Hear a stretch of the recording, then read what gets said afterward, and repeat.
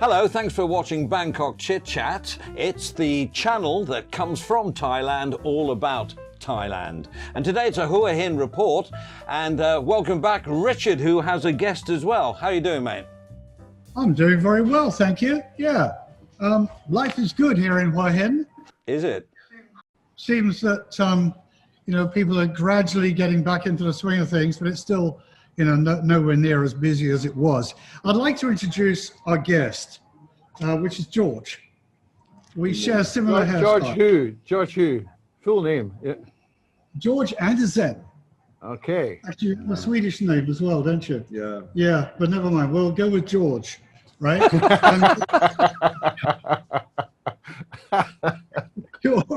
Okay. You're from Sweden originally. Yes, I am. Yes. Yes. Thanks for having me.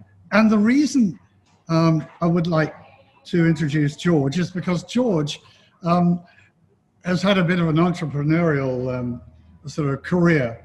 And he, you know, if you're familiar with Thai Visa, and most of us are, George is the guy that started it many, many years ago. He's the guy that got the idea and put it together and started Thai Visa. How many years ago, George? Oh, it was 2002. Yeah. About 2002. And what sort of form did it take back in 2002? What were you running it as? But it was not as big as it is now. It was a simple web page from the beginning, right? So people could email the webmaster and ask for questions. So we put together a basic page, question, answers. So it's like, you know, people that wanted to find out, well, about their visas or about their marriage or about staying in the country and difficulties, they had nowhere to go. There was no resource all those years ago. And this is one of the reasons why you started it. Is that right? Yeah, the little thing, the little info that was existing, it was in Thai and it was not updated, it was useless. So we created something to try to combine all the information under one roof. So was it a forum? Was it a forum? Yeah, we had to because we got too many emails, so we couldn't handle it. So we Yeah, sure. Yeah, and we was 2-3 persons who started asking questions and replying to each other, like starting it up, and then it grew from there. I mean, you're talking 20 years ago, so the computers back then, definitely not the same situation now. So you were a front runner with that. And so you had all these people that could not communicate with each other. And you thought, hello, the light bulb went on. Let's do this, right? Yeah, and it was dial-up modem. Oh, I remember that. Oh, and there was a bit of a... That was a good sound effect. Yeah. Okay. And you were telling me the other day, in fact, we had a chat with George on the radio last week. And one of the things he told me is that, you know, that sort of catastrophe of a tsunami back in 2004 really was a turning point in the fortunes of Thai Visa.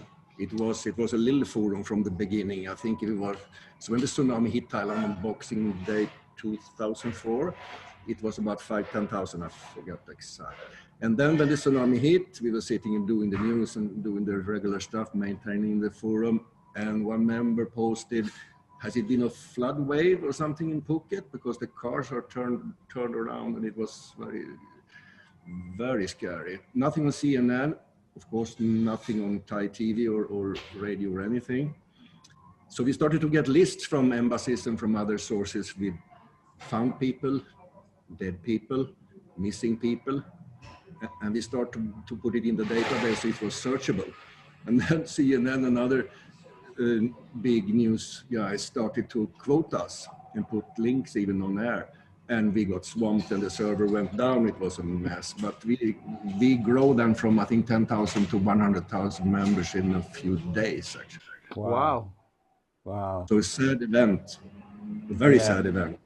Yes. But it turned out to be a positive for you for being able to compile so much information fairly quickly and become a real huge resource for people at that time that needed to find out what was going on. And then how did you develop it from 2004 onwards? But then we have coups and we have demonstrations and we have all, now Thailand have always recovered from bad stuff. Yeah. And we have always had heavy traffic at these events. We had, when I left Thai Visa in 2015, we had about 35 moderators trying to make the community non-spammy and not critical of royal family and other stuff that they can't do, and still they don't do all that. And it was a very friendly community in the beginning. Now everybody can run a forum on their Facebook page or Facebook group, but I think Thai Visa still is the strongest English community in Thailand. Oh, without a doubt. Without a doubt. I mean, it's a bit of a news aggregator. Did the nation buy the group, or is it just a relationship?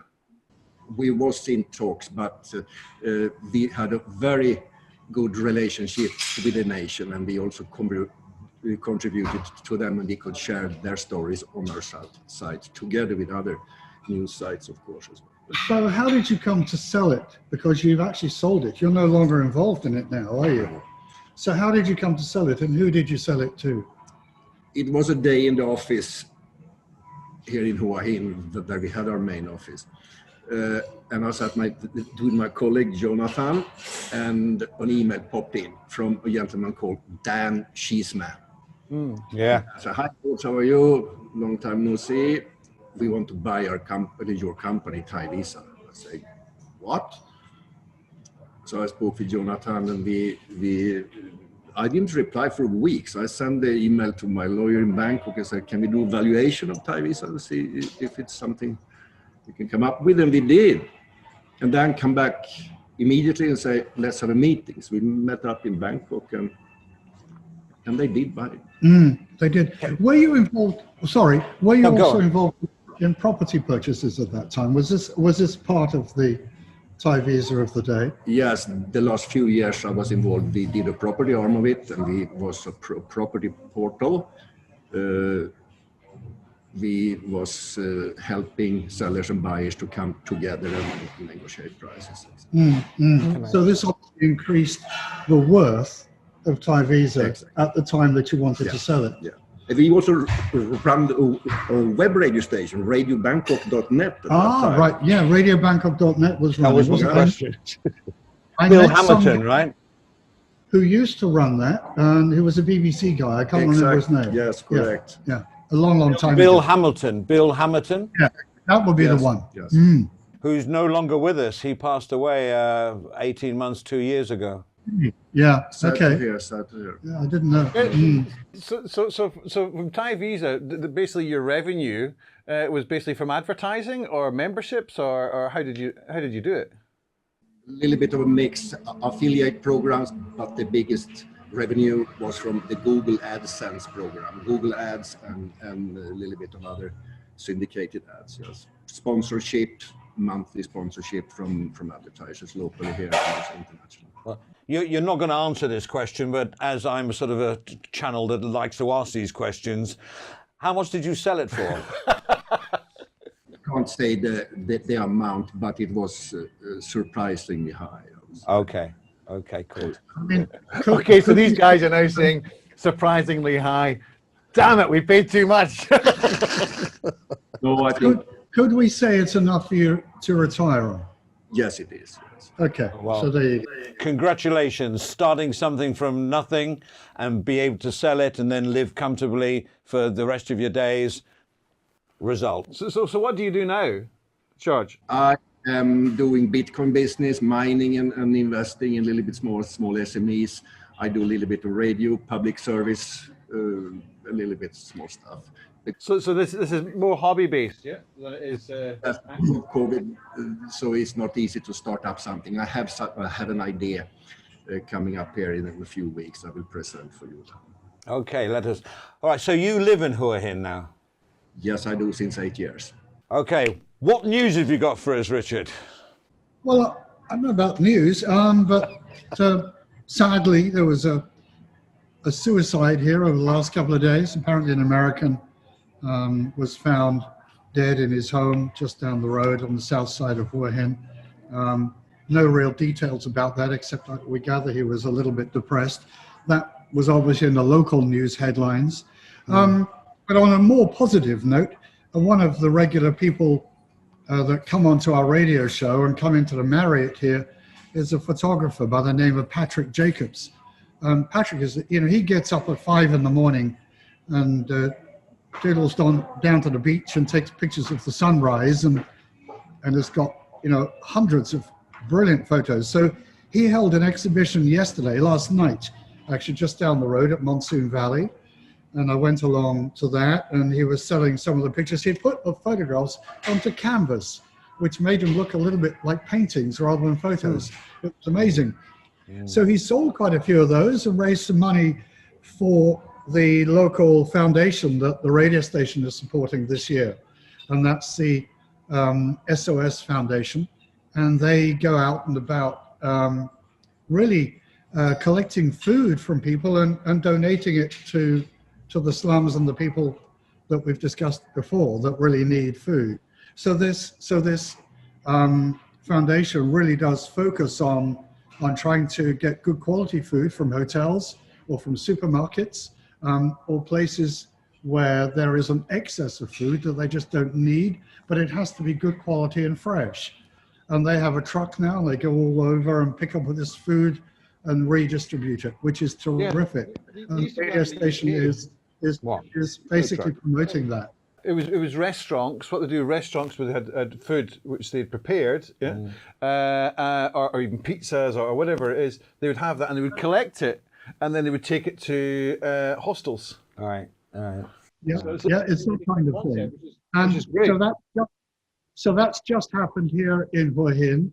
The foundation also has a large office in Bangkok and another office down in Phuket as well. So, you know, that's good work. And this whole group, they've kind of joined together with a couple of other groups that are helping, you know, try and make people more aware of the plastic problems and things. In fact, just yesterday, I went and had lunch with the people at the SOS Foundation and we brought together 4 or 5 different charity groups that are doing similar things, and like with a view to get them to talk to each other and unite and try and be a slightly stronger force.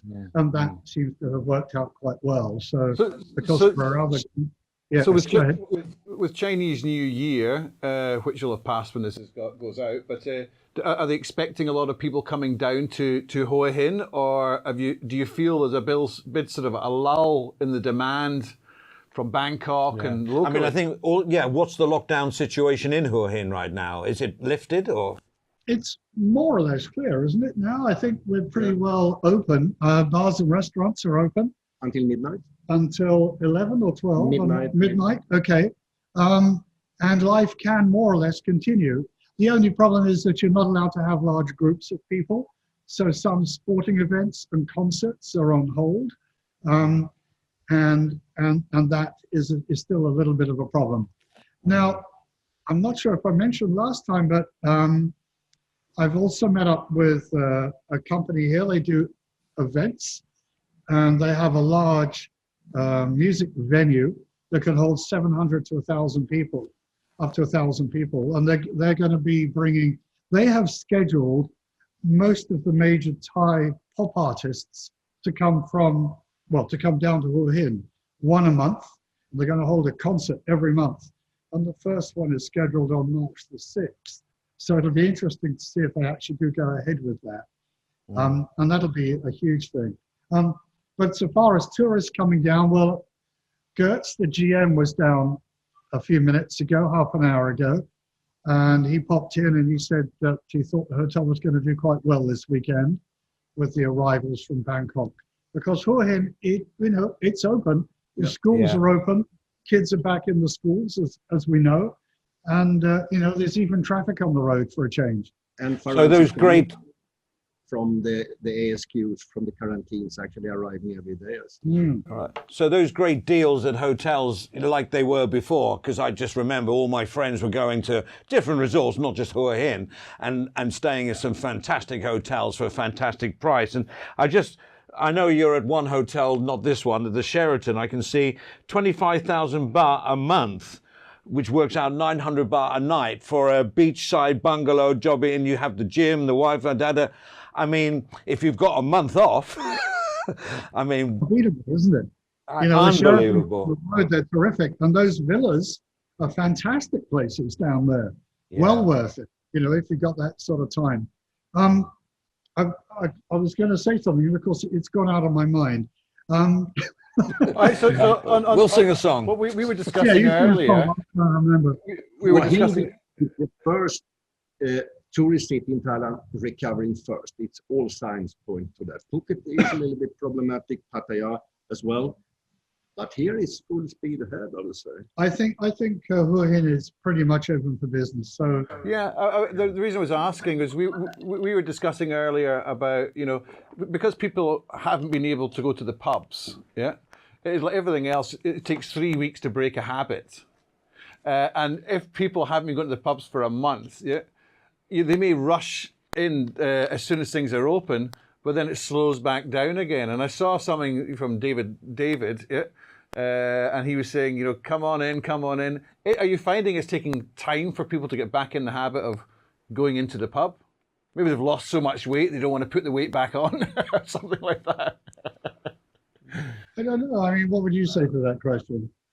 It's full speed ahead because alcohol is allowed here. So I've seen a few, the Irish places here are opening and doing Father Ted's and stuff like that, right? Not brisk business, but they are hopeful. It is picking up. Yeah. You know, and regulars are picking up. And I went up to the 19th hole, which is over the Henlek Phi Hills, and that was pretty busy the other evening.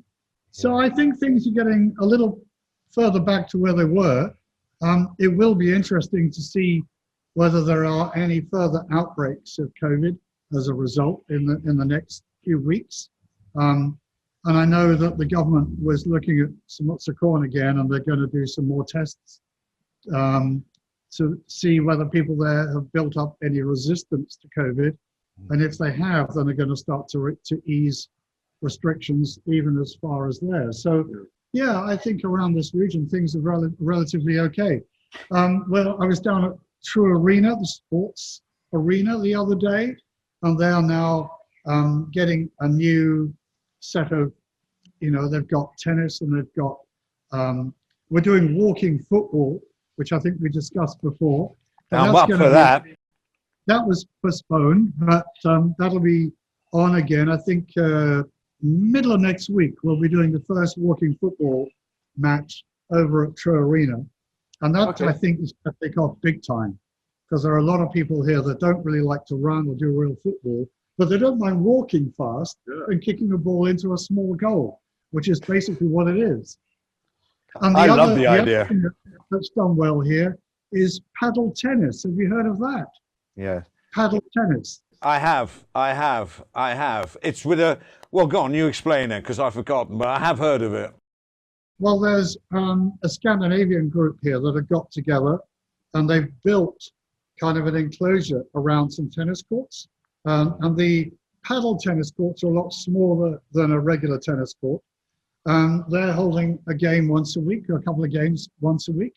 And it's really fast. It's like a panel as opposed to a paddle, as opposed to a racket. And it's a bit like sort of standing up ping pong, really, isn't it? It's really it's really fast. Table tennis, that's what I'm trying to think of. Standing up table tennis, but over a big net, right? Yeah. It's like a cross between badminton and table tennis. Yeah, and a bit of pickleball thrown in. Yeah, it's all good. Yeah. What about vaccination down there? Because I know that in Pattaya they were saying, we're going to buy our own vaccines, and the government said, no, you can't. Yeah. Have you heard, what about from Hua Hin? Have you heard anything from Hua Hin? Weird, because hospitals are allowed to buy it, yeah? I haven't heard anything in that line at all. I don't know anything about that. Or a rollout of this. Rumors said that you can get the vaccine from Bangkok Hospital in Hua Hin for 6,000 baht for 2 injections. The Chinese vaccination. Variety. Yeah. Okay. Right. But I'm not sure that that's confirmed, right? No, it's not confirmed. So for Hua Hin, which does seem to be ahead of a lot of the other resorts around Thailand, Pattaya, Samui, Phuket, I want to know why. Why is that? Why you seem to be really sort of coming back quicker than anyone else? Is that because there's a different type of person that lives in Hua Hin compared with, like, you're not so tourist dependent in the sense of Farang, you know, like from outside? Or I think there are just not quite so many people around here.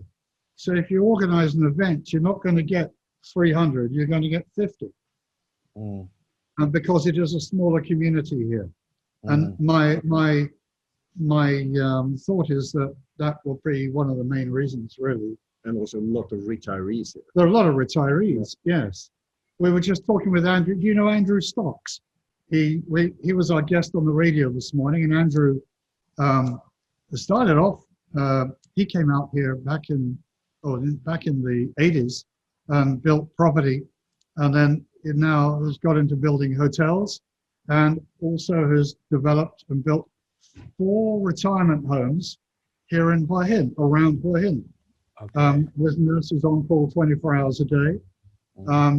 You know, terrific. So there's an elderly population here who have retired here into these really very comfortable places. So I think, like we old geezers, right? Yeah, well, we're all getting up there eventually, aren't we? You know? Yeah, I think in a nutshell, you can say the difference with Hua Hin is that, like after the first wave, you came back quick. You were dependent more on tourists from Thailand, whereas maybe places like Phuket, Samui, Pattaya, they need the tourists from overseas, which is not going to happen for a long while, as far as I can see. But Hua Hin will be able to survive with us from Bangkok coming down for these great deals in the weekends, and maybe people from other parts of Thailand as well. I think that's your way through this. Well, I think, you know, domestic tourism is certainly key to Hua Hin's survival. But the major 5-star hotels are still struggling because they don't have the international tourists. I was at the Sheraton yesterday morning, and they wanted to show me their initiative out at the front of the hotel. Both the Sheraton and the Disatani next door, they've set up food stalls, and the Sheraton was setting up just tables, so drivers could see and they could stop and buy food quite cheap, and you know, drive off. And the Dusit were doing it. The Dusit was selling Thai food. The Sheraton was selling Indian food. So we went to the Sheraton there, and we had some nice Indian food beside the street, and it was great. It was only $100 bucks. It was cheap. Wow. And they think they're making really good money. 7,000 baht a day, but don't tell anybody. Right? And so maybe it's because Hua Hin is small, it can survive, because as you said, events might only attract 50 people, but those 50 people can make a difference. Exactly, absolutely. So, you know, there are little initiatives, you know, and the fact that COVID has come has forced people to think up new ways of doing things as well. And for the nightlife, it's pretty news here. The Bintabat area near the Hilton is Bintabat, down here. It's nearly empty. It's a few bars open, but the whole nightlife and entertainment industry is moving towards Soi 94. Yeah, that's right. They're building some new bars, aren't they, in Soi 94? Because it looks like they're going to demolish some of the area around Bintabat. City center, yeah. Yeah, and they were going to make a big shopping complex down there. I don't know whether that's still going. It talks a bit. So they're implementing a zoning for the nightlife? Yes. New zoning. Wow. New zoning. And there you go. We were discussing Because we have Pattaya reports, and everyone is sort of saying, oh, there maybe should be zoning and this and that. And Pattaya is massive, you know, and it's spread out. But if you go that way, which I think, why not? If you can zone it, you'll still keep that Hua Hin identity. I think that's really, we're both big zone people. We love zoning. If I come down and picture them, we will guide you through the new place. There you go. You can come down anytime. I think the only other, moving on, just the only other bit of news this week was confirmation that they're going to extend the Hua Hin Airport to take both international and domestic flights. And they're going to extend the runway. They've been talking about it for ages, but it looks like they're finally going to get round to it. And they reckon they'll have that finished within 2 years. Question. Where is the Hua Hin Airport? Is it as you go into Hua Hin? Yeah, as you go into Hua Hin, yeah. Well, there's no point pointing over there. Here's a question. If you're coming from Bangkok, by the time you go to the airport, You park your car or get out the taxi, go through everything in the airport, get on the plane, get off the plane, come off the plane, find a taxi. That would take you about 4 or 5 hours when it only takes about 2 hours from Bangkok in the first place. Richard drive from Bangkok to Hua Hin in 2 hours and 20 minutes. Thank you. But no, I think really the great thing is that they are going to deal with this airport. The airport, by the way, is just north of Hua Hin. Okay. And it actually marks the border between Prachapurikan and Phetchaburi. So Cha'am is in Phetchaburi, and so then you get the airport. There's a bridge, and the runway runs over the bridge. You can drive under it. Oh, correct. I've seen that. Yes, well, that's it. Yeah. So how long's the journey? How long does it take you to get into downtown? Yeah, we're talking Hua Hin here, but from airport to 15-20 minutes. Okay. 15-20 minutes. And they will start flights now from Hua Hin, Chiang Mai, from the 17th, if I'm informed. Is that right? Correct. Okay. Yes, direct flights. It's quite amazing. Is that AirAsia? I guess so, Yeah. Okay. Yeah. We'll have to get confirmation because it might be AirAsia or it could be Vietjet or one of the others. Yeah. We'll check on that. Okay. Is that, you got any more? Have you got any other questions? I think we're sort of running out of time. It's great to meet you, George. It really is. I mean, Thai Visa, apart from the trolling that goes on there, which everybody, we know, we don't have to go into that. It's a pain in the ass, some of them, but it's an active forum, so you're going to get that. You're going to get that. But, you know, congratulations for setting that up. And good luck with your new ventures. Yeah. When they open. Yeah, keep mining that Bitcoin. Yeah. And before we go, we have a T-shirt of the radio station. Oh, thank you, Richard. Radio station, that's it. It's on 102.5. It's online, streaming everywhere. And every Friday we come here to the Marriott Hotel and broadcast live on Friday morning. So thanks to the Marriott for today as well, because they've... Yeah. Well, here's an idea. Maybe we can run a competition, and if you've got maybe different size T-shirts, we'll do that. So we'll discuss that later. Yeah. Okay, let's do it. You give away some of it. When he said different sizes, he was thinking for himself. Yeah. He was being... I'll be the large size. Yeah. This one's your size. It's XL. Okay. No. XL, no way. It's going to have to be double XL. Okay. Well, we'll work on that.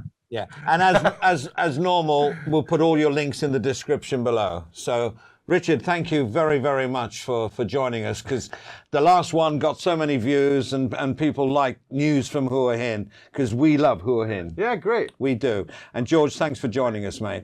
Thanks very much. Okay, see you later. Bye-bye. Kap.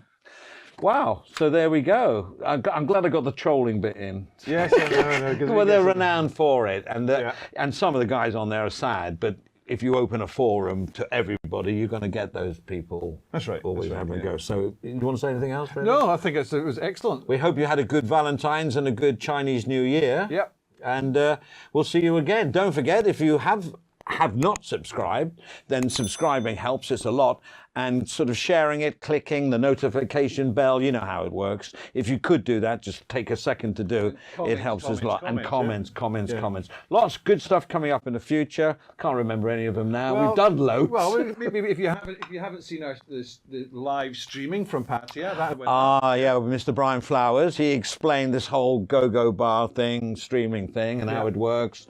You know, the benefits, the negatives. It's got a lot of comments. And then we had Colin and Robin on. Oh yes. About why people leave why Thailand. expats leave. Yeah, why they can't hack it and they have to go. And we've got one about soy dogs from the Soy Dog Foundation. Right. Stray dogs and how we manage it and how to control that for the future. Yeah, and a couple of shout outs. I'd like to thank Death Row Productions for giving us some material in that, and also Global FM for putting our links up on their streaming site.